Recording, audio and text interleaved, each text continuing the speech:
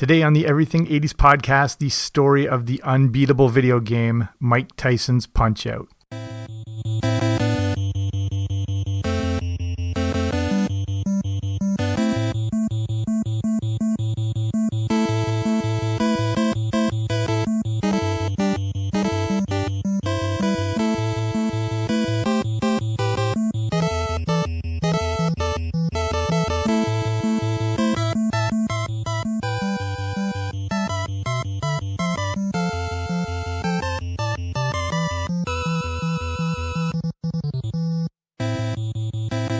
Hey there, what's happening? Welcome back to the Everything 80s podcast. I'm Jamie. Thanks for coming on out today, and you can just forget about it. This was a sentence told to every kid in the 80s who thought they could beat Mike Tyson in Mike Tyson's Punch-Out!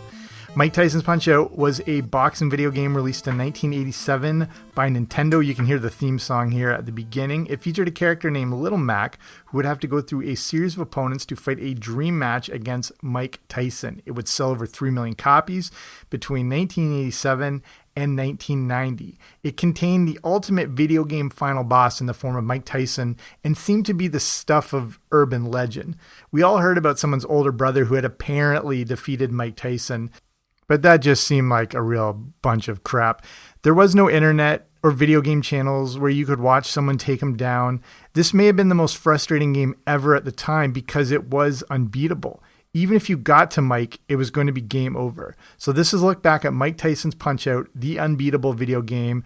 But before we do all that, if you haven't already, make sure you subscribe wherever you find your podcasts. I should be there. Okay, let's do this. So let's set the stage here for Mike Tyson's Punch-Out! And Mike Tyson was not only one of the most intimidating boxers ever, but one of the most intimidating athletes ever. Most fights were won before he even stepped in the ring due to the psychological trauma he put his opponents through. Just the mention of his name was enough to throw you off your whole game plan. Whereas other boxers, would enter the ring in lavish robes, Tyson would enter wearing a towel with a hole cut in it. Other boxers would wear brightly colored shorts and coordinated outfits. Tyson would wear simple black shorts and shoes. He didn't even wear socks. There was no official entrance music for Tyson back in the 80s. He would just come to the ring to a recording that was basically one ominous note being played. If you don't remember this in the 80s, or for some reason you haven't seen those old Mike Tyson fights, go back and check this entrance out and this music, unquote. If you just go on YouTube and look at some of his early fights, it's really eerie and also super intimidating. This one straight note that's being played. Again, we don't need to go over the whole career of Tyson. We know all the highlights and the lowlights. The point is, in the 80s, there weren't too many things bigger than him, and that meant making a video game. So here now creating Mike Tyson's Punch-Out! And Punch-Out! Started its life as an arcade game simply called Punch-Out! With the growing popularity of the NES, Nintendo wanted to bring this arcade hit into homes. And if you want to learn way more about the NES and everything, I've got a past episode, actually a few episodes devoted to everything to do with the Nintendo Entertainment System. The problem was the NES hardware had no near the power of a real arcade game. The assigned director of the NES version and creator of the arcade game, Genyo Takeda, would be the producer behind the cartridge version. I loved the Punch-Out! Arcade game, and if you remember it, you probably recall the gameplay was different. The players were transparent, so you could see all the gameplay and the fight without interference. This was not going to be possible with the NES version. They just didn't have the technology, so they had to find a solution. They came up with the idea of making the player you controlled shorter. This would give more room above the player and the opponent could fit into the screen. Since you would be playing a small fighter, they named him Little Mac. So they created a new look to the character and would also add in some theme music, cut scenes, and a basic plot, all things that didn't exist in the arcade version. So since it was called Punch-Out!, how did Tyson become involved with all this? The intent with this game all along was to just keep it called Punch-Out!, like the popular arcade version. The first version, or the gold version, released for the Famicom in Japan, did not include Mike Tyson at all. The final boss in this game was Super Macho Man. Not sure if they were totally aware of Randy Savage yet or not, but whatever. Super Macho Man was, of course, the final opponent in the arcade game. The Punch-Out arcade game came out in December 1983. Randy Savage had been using the name Macho Man since the 70s, but it wasn't wrestling related. It was given to him after he was known for getting into bench-clearing brawls while playing minor league baseball. He didn't sign with the then WWF until 1985, so the name Macho Man wouldn't have been an intellectual property before that, so Nintendo won on that front. Anyhow, after the gold version of Punch-Out had been released, founder of Nintendo of America, Minoru Arakawa, got to see a young Mike Tyson fight. This was before Tyson would become heavyweight champion, and Arakawa was blown away by what he saw, as was everyone in the world at the time. He had never seen a boxer with such ferocity and skill being equally matched at the same time. Tyson was just equal parts power and precision. This fight appears to have taken place sometime in early 1986, as the gold version came out on September 18th, 1987. Arakawa thought they needed to have Tyson's likeness on the game to give it more legitimacy and help its popularity. It was said they paid Tyson $50,000 to use his likeness over a 3-year period. So remember, Tyson is barely 20 years old, and this would be the first endorsement game Nintendo would ever make. Up to that point, all the sports games were Mario-based. You remember with the characters of Mario in soccer or ice hockey. There's no reason to sort of expand beyond that. This may also explain why Mario shows up as the referee in Punch-Out. So this was a good move, but a bit of a risk. Tyson wasn't a household name yet, and they signed him before he beat Trevor Berbick on November 22nd, 1986 to win the WBC Heavyweight Championship. It turned out to be a good signing, as Tyson was now world famous. By the time he was programmed into Punch-Out, he had 3 championship belts and was 31-0. So let's look a bit at the gameplay and sort of the style behind Mike Tyson's Punch-Out. It follows a bit of a Rocky story, as the game is based around Little Mac, who's trying to fight his way up the World Video Boxing Association. Mac is 17 years old, from the Bronx, and weighs in at a cool 107 pounds. There are 3 different circuits to fight through, and the goal is to get to a dream fight against Mike Tyson, or Super Macho Man in the arcade version. Lil Mac isn't the most skilled, but damn it, he's got some heart. This is basically if Rudy was a video game in the 80s. Little Mac can basically just throw right and left jabs along with a right and left body shot. He does have one legit punch, a powerful uppercut. The trick is you can only throw this uppercut by earning stars, which you accumulate for throwing a good series of counter punches.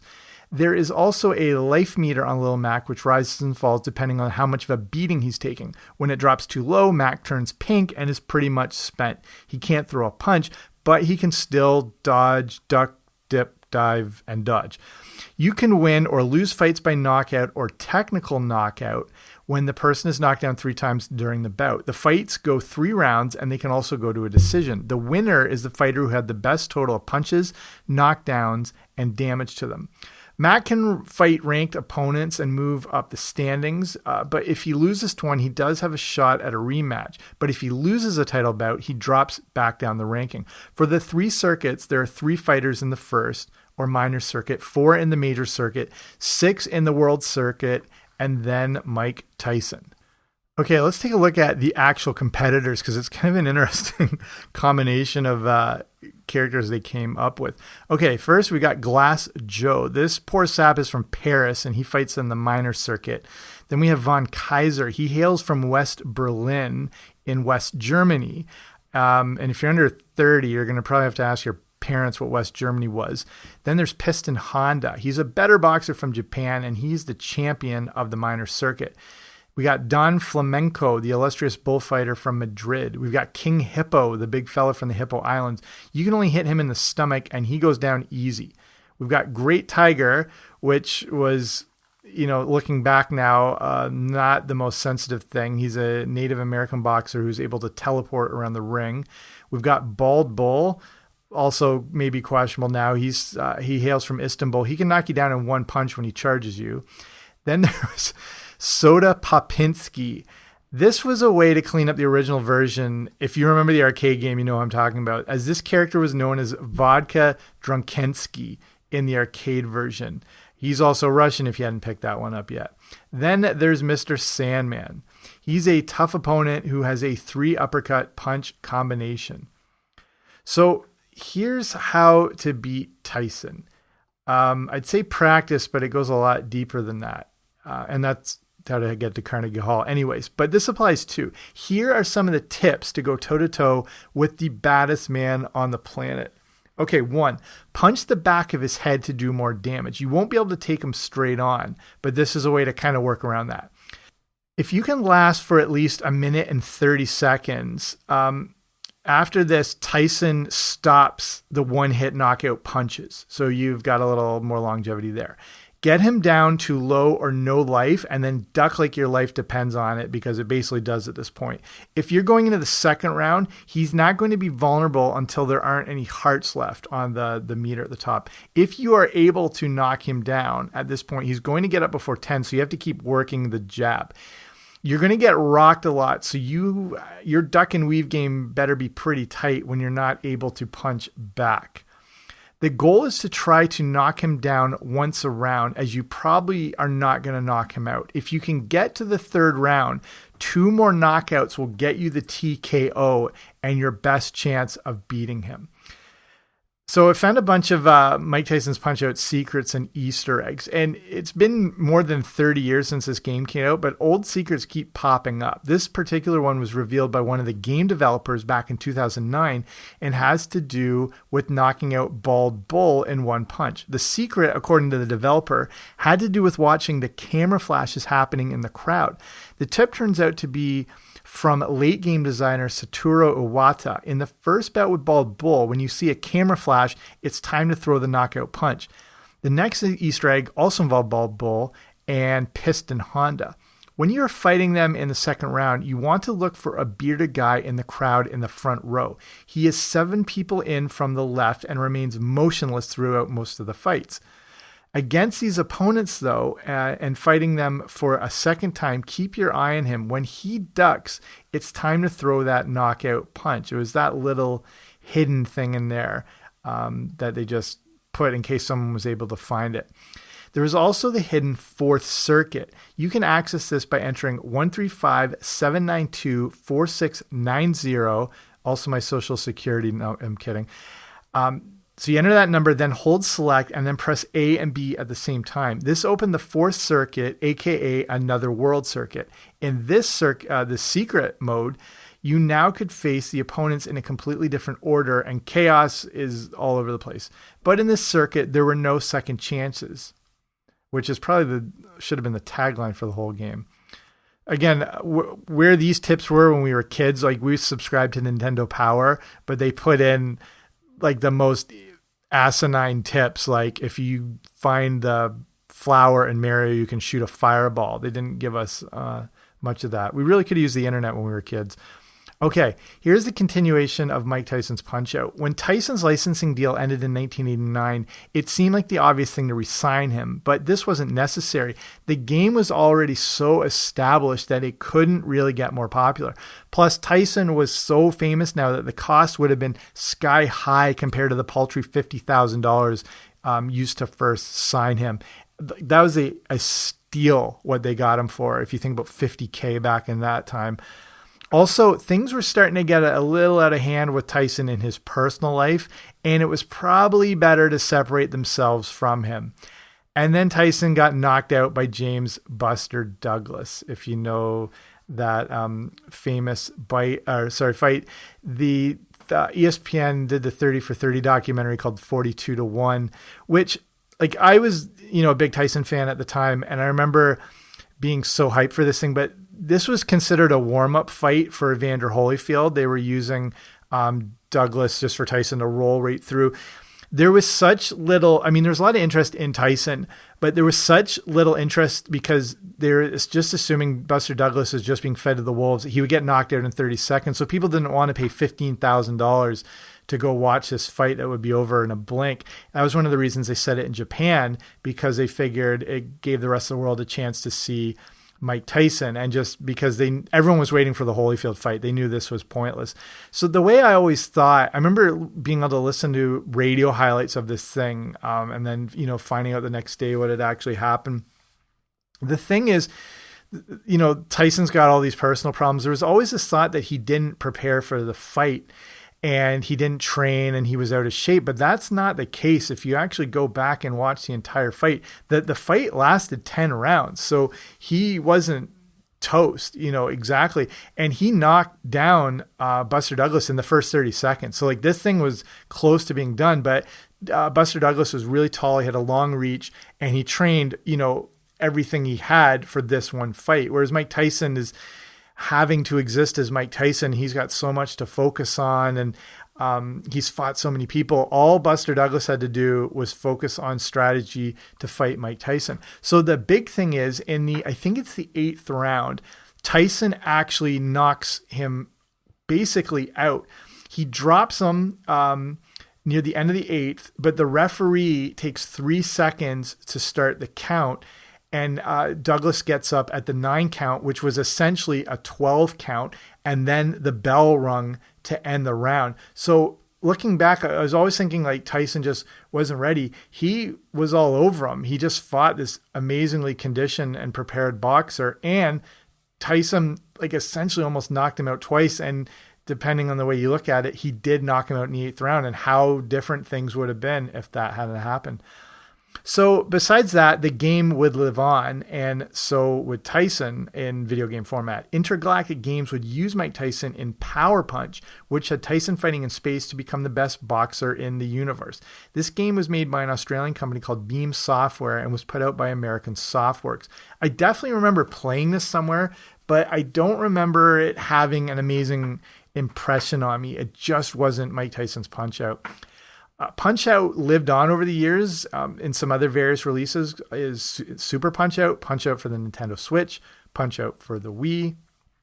Okay, let's look at why Mike Tyson does not like this game. Tyson said he always hated Punch-Out! When he saw it released in 1987-88. He claims he wasn't a fan and that I had no idea it would be such a big thing, unquote.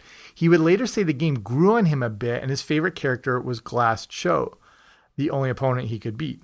Apparently, Tyson had never even played the game until 2017, where he played on The Tonight Show with Jimmy Fallon. They set it up so Tyson would go right to the end to face himself, and he lost in 30 seconds. The remakes of Punch-Out! Over the years would replace Tyson with Dr. Dream, and the version for the 2009 Wii remake featured Mr. Sandman at the end. Those characters were pretty much the same boxer as the original Tyson character, but with a new appearance. Tyson, however, was not happy about having his legacy replaced. There's obviously no way that Nintendo would include his likeness in the game now, but in a tweet from April 2019, Tyson called out Nintendo for using Mr. Dream and asked the public who they thought of when they heard the name Punch-Out! He does have a point. Okay, so start sort of winding it down here, look at the success and the legacy of Mike Tyson's Punch-Out! And it is amazing the success this game had, considering that it was only out for 3 years. And during that time, it just achieved this sort of mythical status amongst video games. During its release from 1987 to 1990, it sold over 3 million units. That makes it the 11th best-selling game for the NES in North America. It's also been ranked in several top 10 lists on the best video games of all time. But the legacy of this game would live on. The draw to it is the easy gameplay, but overwhelming difficulty. And that's one of the hallmarks of the great video games of the past. Even going back to Atari, the graphics weren't there. The gameplay was simple, but there was strategy involved to it. You're not just mindlessly shooting away at stuff. You did have to adapt to the game, but the easy gameplay would draw you in, but the inability to almost win, but not win is what hooks you. And that's a sign of a great game. And again, with Mike Tyson's Punch-Out, you can learn it quickly. You can actually progress pretty far, but you're never going to get to the holy grail. I personally didn't know anyone who had beat Tyson. The closest I got was hearing about some kid who had done it, but this was the 80s. You couldn't prove a thing, and it was probably just a bunch of crap too. Mike Tyson's Punch-Out was unique as it was more than just a boxing game. There was an aspect of puzzle solving as you would have to learn and recognize patterns to defeat the various boxers. This game will always be remembered fondly, and it did have an addictive component to it, and featured possibly the greatest final boss in video game history besides Bowser.